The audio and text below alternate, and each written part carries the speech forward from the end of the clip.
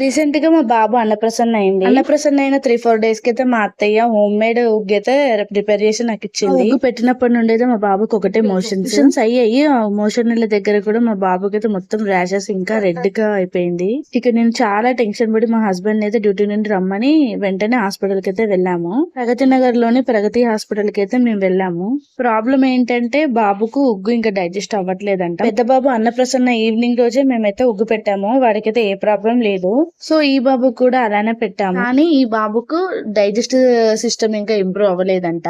Doctor అయితే ఒక 15 days తర్వాత అయితే ఉగ్గు పెట్టమన్నారు. అది కూడా రైస్ ఇంకా పెసర్లు నానబెట్టి వాటికి మొలకెత్తించి వేయించి గ్రైండ్ చేసి పక్కన పెట్టుకోమని చెప్పారు. వర్షాకాలం స్టార్ట్ అయింది కదా, సో చాలా మంది పేరెంట్స్ అయితే వాళ్ళ పిల్లల్ని తీసుకొని అయితే హాస్పిటల్ కి వచ్చారు. టైం పిల్లలకి ఉగ్గు పెట్టే వాళ్ళు కొంచెం చూసుకొని పెట్టండి. నాకు మా ఫస్ట్ బాబు ఎక్స్పీరియన్స్ ఉన్నప్పటికీ మా చిన్న బాబుకి ఇలా అవుతున్నట్టు అస్సలు అనుకోలేదు. మీకు కూడా ఈ వీడియో యూజ్ అవుతుందని పోస్ట్ చేశాను.